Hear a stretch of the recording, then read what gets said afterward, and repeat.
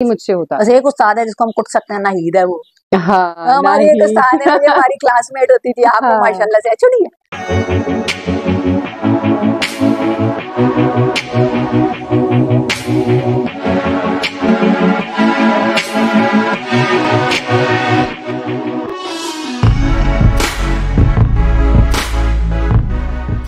अस्सलाम वालेकुम नाहिद, कैसी हैं आप?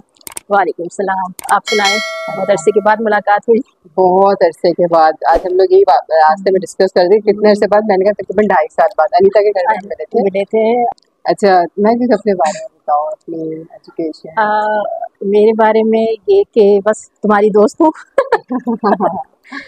और हम लोगों ने जैसे जिना यूनिवर्सिटी से ही किया अपना ग्रेजुएट, और फिर उसके बाद तकरीबन 2002 में हमने किया था आई थिंक। बिल्कुल। फिर 2006 में मैंने दोबारा जो है ज्वाइन किया एज अ लेक्चरर अपनी यूनिवर्सिटी में। लेकिन मेरा जो माइंड था वो ये था कि मुझे एमएस करना था। मैं गई इसीलिए थी यूनिवर्सिटी में कि मुझे एमएस करना था, बाकायदा एडमिशन के बारे में इंफॉर्मेशन लेने गई थी। अच्छा। लेकिन फिर उस दौरान जो है वो कुछ हायरिंग हो रही थी, तो मेरी टीचर ने कहा जिसमें डॉक्टर गुफराना है, डॉक्टर शाजिया, तो उन्होंने इंसिस्ट किया कि आप भी दे दो इंटरव्यू, देखो। मैंने कहा कि नहीं, मैं तो अभी नहीं करना है, और इस तरह की चीज़ें चल रही थी, बच्चे भी छोटे थे। तो उन्होंने कहा ठीक है, इंटरव्यू देकर देखो, उसके बाद देखते हैं क्या होता है। फिर मैंने इंटरव्यू वगैरह दिया तो क्लियर हो गया। तो नाइट की शादी ड्यूरिंग यूनिवर्सिटी हो गई थी? हाँ, मेरी शादी जब हम फाइनल ईयर में थे तो मेरा माशाल्लाह बेटा हो गया था। बिल्कुल। थर्ड ईयर में मेरी शादी हो गई थी। अच्छा, मतलब कि नाइट की एज बहुत ज़्यादा है। नाइट की शादी बहुत जल्दी हो गई। हाँ, बस अल्लाह का शुक्र है टाइम पे हो गई। टाइम पे हो गई थी, सही बात। जो है थर्ड ईयर में जब मैंने एडमिशन लिया था तो मेरी उसी वक्त शादी हो गई थी, और शौक था चूँकि पढ़ने का, तो मेरे हस्बैंड और मेरे लॉस जो है दोनों ने ही जो है कहा कि नहीं ठीक है, आप पढ़ना चाहते हो तो पढ़ लो। बस उनकी वजह से ही मैं पढ़ सकी, अदरवाइज़ तो बहुत ही मुश्किल था। तो ज्वाइन करने के बाद फिर कुछ अरसे के बाद एमएस में एडमिशन ले लिया। एमएस मैंने कंप्लीट किया 2013 में डॉक्टर शाजिया तबस्सुम के साथ। लेक्चरर से मैं असिस्टेंट प्रोफेसर हो गई एमएस के बाद, तो और अच्छा लगने लगा कि अब जो है पीएचडी भी कर लेना चाहिए। तो मैंने फिर पीएचडी में भी एडमिशन ले लिया। पीएचडी जो है मेरा ऑलमोस्ट कंप्लीट होने वाला है, डॉक्टर गुफराना के अंडर में कर रही हूँ।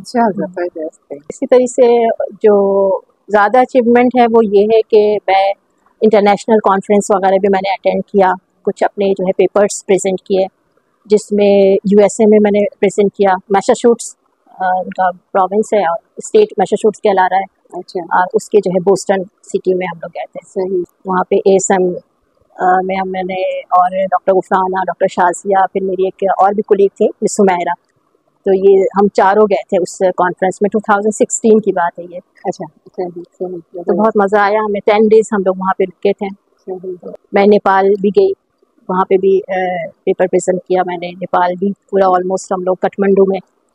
वैसे तो बंदा जाता रहता है, लेकिन एजुकेशन और उसके सिलसिले में जब आप जा रहे होते हैं, आप एक मतलब स्कॉलर के हिसाब से जा रहे होते हैं, और तो बड़ा अच्छा लगा।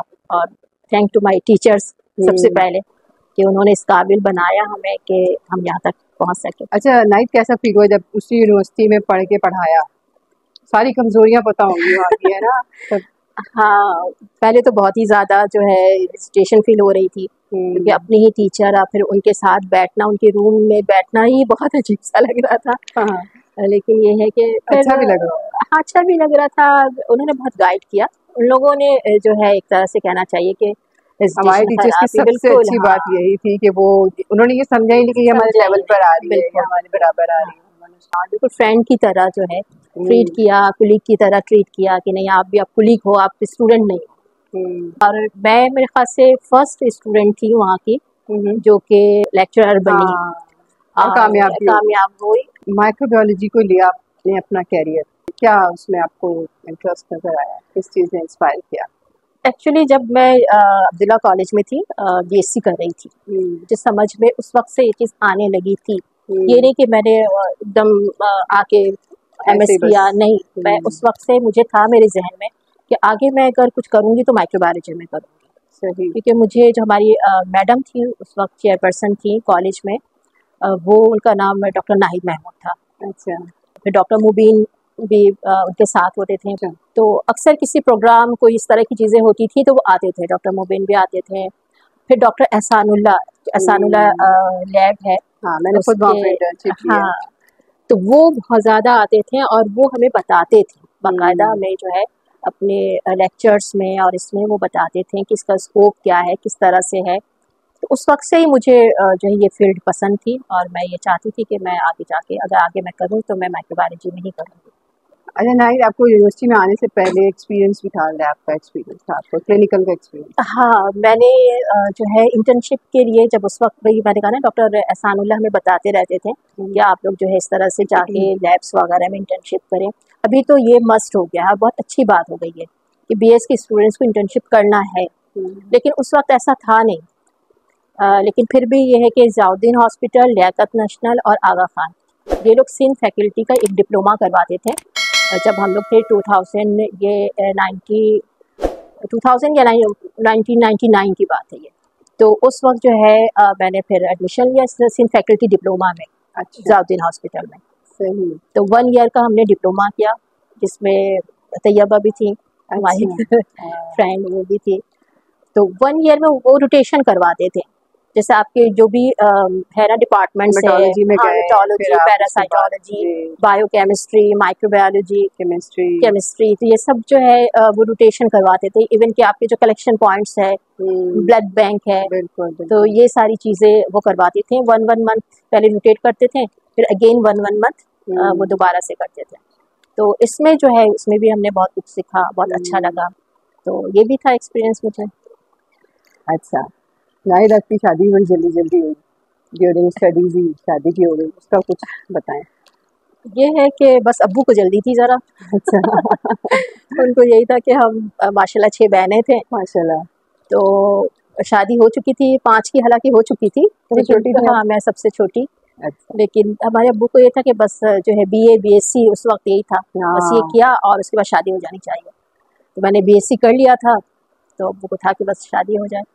लेकिन ये है कि मेरे इन लॉज जो है उन्होंने मुझे कहा कि नहीं, अगर आप पढ़ना चाहते हो तो फिर आपको हम एडमिशन करवाएंगे। कामयाब औरत के पीछे मर्द का भी हाथ है, बिल्कुल। मेरे हस्बैंड ने बहुत ज़्यादा बताया, वो भी माशाल्लाह बहुत इस फील्ड में आ गए। हाँ, वो जो है डॉक्टर ताहिर शमसी का तो नाम सुना होगा, NIP में उनकी डेथ हो गई है। लेकिन उसमें जो बोन मैरो ट्रांसप्लांटेशन उन्होंने स्टार्ट किया था डॉक्टर ताहिर शमसी, कराची में, पाकिस्तान में कहना चाहिए फर्स्ट टाइम। तो ये जो ट्रांसप्लांटेशन जब इन्होंने अपने हस्बैंड का तक पता था। हाँ, इरफान मिर्ज़ा मेरे हस्बैंड का नाम है, और डॉक्टर ताहिर शमसी के साथ ही जो है इन्होंने काम शुरू किया। बेसिकली इन्होंने फेरेसिस जो है ना, वो मलेशिया से इसकी जो है ट्रेनिंग लेकर आए हैं, डॉक्टर ताहिर ने भेजा था। 2 इयर्स की ट्रेनिंग है, उसमें सारे जितने भी मतलब ये ट्रांसप्लांटेशन जो होती है ये प्रोसेस, एफेरेसिस का ये होता है कि जितने भी आपके स्टेम सेल्स वगैरह है ना, तो उसको जो कलेक्शन और फिर उसकी ट्रांसफ्यूज़न और अलग अलग जितने हमारे बॉडी के जो सेल्स हैं वो अलग अलग कलेक्ट भी हो सकते हैं। जैसे न्यूट्रोफिल्स अलग हैं, प्लाज्मा भी अलग कलेक्ट होता है, प्लेटलेट्स अलग होते हैं, तो ये सारे जो है सेपरेट होता है। तो पहले ये होता था ना कि आप होल ब्लड लेते थे और वो फिर जिसको भी चाहिए होता था पूरा ब्लड लगता था। अब ये होता है कि उसके डिफरेंट प्रोडक्ट्स बन जाते हैं, जो उसमें कमी है वो चीज़ चाहिए। इवन के प्लाज्मा एक्सचेंज भी होता है। अच्छा। तो पूरा बॉडी का प्लाज्मा जो है वो रिप्लेस हो जाता है न्यू प्लाज्मा से। तो उसमें कोई डिजीज़ होती है, कोई इस तरह से चीज़ें हैं कि जो प्लाज्मा में ज़्यादा बढ़ गई हैं, तो वो एक्सचेंज होने की वजह से ना वो चीज़ें ख़त्म हो जाती हैं। तो इस तरह की जो चीज़ें हैं वो मेरे हस्बैंड करते हैं। अच्छा नाहिद, ये बताओ, ये माशाल्लाह इतना तुम्हारी एक चैलेंजिंग जॉब है और टाइम कंज्यूमिंग जॉब है, तो फैमिली का क्या रिस्पॉन्स होता है, किस तरह सपोर्ट करते हैं आपको? फैमिली सफ़र करती है, ऐसी बात नहीं है कि हम ये कहें कि फैमिली सफ़र नहीं करती है आपके, अगर एक वुमेन जॉब करे, क्योंकि बच्चे हैं, जो टाइम उनको चाहिए होता है माँ का कि वो घर में आए और सारी चीज़ें तैयार रहें और माँ उनको खाना खिलाए और वो करे। उस वक्त शायद मेरे बच्चे खुद पका हुआ है और निकाला और खुद खाया। तो ये सारी चीजें हैं कि होती हैं। जो फुल टाइम घर में खवातीन, मैं कहती हूँ, वो ज्यादा कमाल कर रही हैं। बगैर सैलरी के काम कर रही बगैर सैलरी के काम कर रही हैं। हमारा काम जो है थोड़ा टारगेटेड होता है कि मुझे, मेरे पास इतना टाइम है, अब मुझे खाना बनाना है, मुझे ये काम करना है। तो इस तरह से ये चीज़ें हैं और फिर बच्चे भी साथ देते हैं। अच्छा नाहिद, स्टूडेंट है माइक्रोबायोलॉजी के, तो एक छोटा सा क्वेश्चन मेरा अपने हर गेस्ट से होता है कि डाउन सिंड्रोम के बारे में आप क्या जानते हो? हाँ, डाउन सिंड्रोम ये है कि मेरे ख्याल से जेनेटिकली ये हो रहा होता है और उसमें बहुत सारी चीज़ें जो हैं बच्चे के एबनॉर्मल कंडीशंस जिसको हम कहते हैं कि वो सारी चीज़ें हो रही होती हैं, मगर इसका एग्जैक्ट जो है इतना ज़्यादा नहीं मैंने स्टडी नहीं की है। सच्ची बात तो ये है कि इतने ज़्यादा मैंने स्टडी नहीं की है, लेकिन ये है कि ये जेनेटिकली आई थिंक कुछ जो डेफिशिएंसीज होती हैं उसकी वजह से ये हो रहा होता है। और अब तो खैर बहुत ज़्यादा इंस्टीट्यूट्स वगैरह है इसके, जहाँ पे मेरे ख्याल से होती है रिहेबिलिटीज़ वगैरह, थेरेपीज़ हो रही होती हैं। डिलेड होते हैं ना बच्चे, डिलेड होते हैं इसमें। बेसिकली इसमें ये होता है कि जेनेटिक कंडीशन है कि इसमें जो हमारे 46 क्रोमोसोम्स होते हैं ना, नॉर्मल जो बॉडी में होते हैं, टिपिकल बॉडी में जो क्रोमोसोम्स की होते हैं नंबर्स होते हैं 46 होते हैं, 23 जो होते हैं 23 पेयर्स होते हैं। जो डाउन सिंड्रोम होता है जिन बच्चों को, उनके साथ ये होता है कि इनका जो 21 क्रोमोसोम होता है ना, वो ट्रिपलेट हो जाता है। सही। उसकी एक पार्शियल कॉपी या फिर एक फुल कॉपी जो है वो बन जाती है, उसको हम ट्राइसोमी 21 कहते हैं। सही। तो उससे होता ही है कि उसके तहत पैदा होने वाले जो बच्चे होते हैं उनमें कुछ डिलेड होते हैं। ऐसी कोई डेफिशिएंसी नहीं होती, लेकिन उनके अंदर समटाइम हार्ट डिजीज़ और इस तरह की चीज़ें, हाँ, थोड़ा सा जो होता है ना, इम्यूनिटी उनकी थोड़ी सी जो होती है वो डेफिशिएंट कहते हैं। उस सेंस में होता है कि बच्चे थोड़े डिलेड होते हैं, हाइपोटोनिया का ज़्यादा इशू होता है इन बच्चों को। तो ये होता है कि फिर उनकी थेरेपीज़ करवाई जाती है, इसमें उनकी ऑक्यूपेशन होती है, फिजिकल होती है, स्पीच होती है। तो फिर जो होता है बहुत हद तक एक टिपिकल लाइफ जो होती है वो उसमें आ जाते हैं। तो बस ये होता है डाउन सिंड्रोम। बिग नाइट, मेरे इस चैनल के बारे में कुछ चैनल के बारे में बहुत अच्छा, ऑफ कोर्स। हाँ। मैं तो ये कहूँगी कि मुझे बहुत अच्छा लगा जब तुमने ये चीज़ मुझसे बताया कि स्टार्ट किया है, और अब जो मैं देख रही हूँ तो इसमें मेहनत भी बहुत है। अल्लाह ताला तुम्हें कामयाब करे। कि मुझे बहुत पसंद आया और मैं तो कह रही हूँ कि इसको एक्सटेंड करो डिफरेंट जो है अपने फैमिलीज फ्रेंड्स के अलावा भी, जो कुछ वुमेंस के हवाले से जिनके अचीवमेंट्स हैं और इस तरह से। तो आप ऐसे कोई जिनको भी आपकी नॉलेज में जो कोई ऐसे हैं, आप उनके ज़रूर हमें कोई लिंक्स दें, कुछ ऐसा जो हमें पता चले तो हम ज़रूर उन तक अप्रोच करेंगे और ज़रूर उनको अपने शो में लाने की कोशिश करेंगे। बात हम करते कुकिंग कुकीज़ की ना, तो अब आज कुकिंग कुकीज़ में बन क्या रहा है? नाहिद क्या बना रही है? आज मैं चपली कबाब बना रही हूँ। हम लोग अभी 2 साल पहले गए थे सवात, तो हमने वहाँ पे जब खाया बहुत ज़्यादा ही चपली कबाब ही ज़्यादा खाया, क्योंकि मशहूर है पेशावर या इस तरह का एरियाज़ में। कि मैं भी ट्राई करती हूँ कुछ चीज़ें जो है रेडीमेड, जैसे शान का मसाला है, डब्बा मसाला उसको, लेकिन उसमें जो है अमेंडमेंट करती हूँ, मैं अपनी चीज़ें भी डालती हूँ, डिफरेंट चीज़ें थोड़ी सी, ताकि जो है वो टच भी आ जाए, पता चले कैसा है। सही सही, चलो फिर देखते हैं कैसा है आज। चलो ओके, आ जाओ।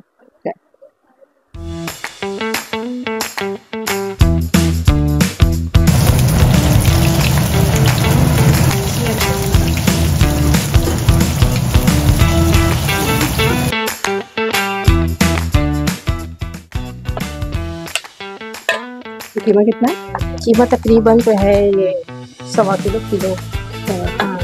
इसमें तकरीबन जो है ये 3 नॉर्मल दरमियानी प्याज है, तो वो हल्का सा टॉप कर दिया है और इससे पानी निकाल लिया है। फिर इसमें ये आपका जो है कुटा हुआ थोड़ा सा धनिया है, साबित धनिया है, लेकिन इसको थोड़ा सा कूट लिया है। जैसे हरी मिर्चें, धनिया, अदरक लहसुन, इसको भी पहले जो है ना करके ग्राइंड करके इसका पानी निकाल लिया, अदरक लहसुन का। और ये अनारदाना। अच्छा, मैं इसमें जो है ना ये भी डाल देती हूँ टमाटर भी, बाज़ औक़ात जो है वो उसी वक्त भी डालते हैं कि जिस वक्त आप फ्राई करते हैं उस वक्त भी आप डाल सकते हैं। ये बाकी इसके लिए मैंने शान का जो है चपली कबाब मसाला पूरा पैकेट, हाँ ये किलो के हिसाब से है, 1 किलो का आप कीमा है तो आप पूरा मसाला जो है। जैसे वर्किंग वुमेन के लिए थोड़ी लेना चाहिए। हाँ सारी रेसिपी, सारी चीज़ें, और ये चीज़ें जो मैंने डाली ना इसमें इसके साथ डालने का नहीं है, लेकिन मैंने थोड़ा सा जो है ना वो थोड़ी बहुत तो चेंजेस करनी पड़ती है ना, एक्स्ट्रा जो है। इसको अच्छी तरह पहले मिक्स कर लेते हैं, ये भी डाल देना सर, तो आप बाइंड हो जाना सारा 2 चम्मच।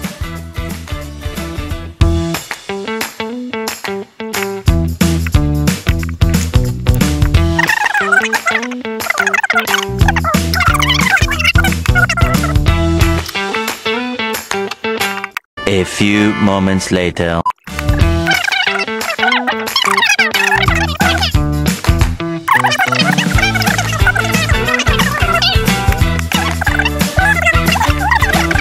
One eternity later. थोड़ी देर इसको मैरिनेट करने के लिए छोड़ देते हैं। ठीक है, कितना टाइम लगेगा इसका? तकरीबन हाफ एन आवर। तो चाहे तो आप थोड़ा सा इसके लिए कुटी मिर्च, लाल मिर्च अगर थोड़ा सा और डाल दें तो अच्छी बात है। और उसका फिर वो जरा अच्छा शक्ल भी आ जाती है।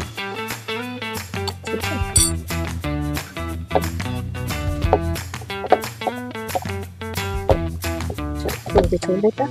ओके, अब कितना छोड़ेंगे? आधे घंटे? आधे घंटे। ओके, उसको हम आधा घंटा छोड़ते हैं। ठीक है।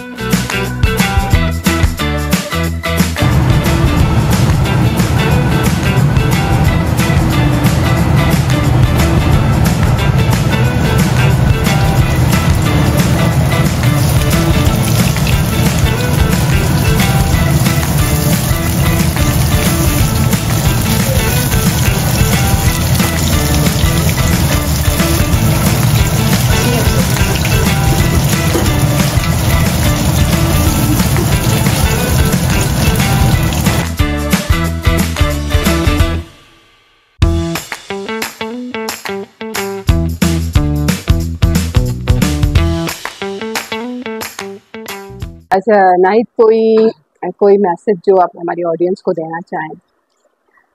मैसेज ये है कि ज़ाहिर सी बात है, मुझे तकरीबन 18 इयर्स हो गए हैं टीचिंग में, तो मेरे स्टूडेंट्स बहुत ज़्यादा हैं। अच्छा, बड़े जो है टीचर हैं वो तो ज़ाहिर सी बात है मैं उनके लेती हूँ, सुनती हूँ उनकी बातें, मैं क्या उनको बताऊँ मैसेज। लेकिन ये है कि जो स्टूडेंट्स हैं वो उनको मैं ये मैसेज देना चाहूँगी कि आप पढ़ लिख लें, जितना भी पढ़ लिख लें, लेकिन आपको एज आ कहना चाहिए कि वुमेन या फीमेल कुकिंग आनी चाहिए। अच्छा कुकिंग बहुत ज़रूरी है और बहुत अच्छी आनी चाहिए। दूसरी बात ये है कि जब आप कुकिंग में माहिर होते हैं ना, तो आप अपने घर में भी ज़रा कहना चाहिए कि इम्पोर्टेंस होती है आपकी, और ससुराल में भी होती है। वो पेट के रास्ते से दिल का रास्ता जाता है। कुकिंग आनी चाहिए और सफाई के साथ ताकि किचन भी साफ हो, ये नहीं कि आप पूरा एकदम करके आ जाओ, अम्मा जाए आप साफ करें। बिल्कुल, हम लोग लैब में होते थे ना, शादियाँ आती थी, ये साफ क्यों नहीं? मैंने कहा बस अभी साफ किया था, तो फिर करो, गंदा हो गया तो फिर करो। चलिए, बहुत शुक्रिया नाहिद, जज़ाकिल्लाह खैर, बहुत अच्छा लगा, हमेशा की तरह आपसे मिलकर बहुत अच्छा लगा। नहीं, आप आई हैं और ये मुझे भी बहुत अच्छा लगा। मैं तो यही देख रही हूँ कि वाकई बहुत मुश्किल काम है, लेकिन खैर तुम्हारी हिम्मत, अल्लाह ताला तुम्हें कामयाबी दे। आमीन आमीन। जज़ाकिल्लाह खैर, अल्लाह हाफ़िज़।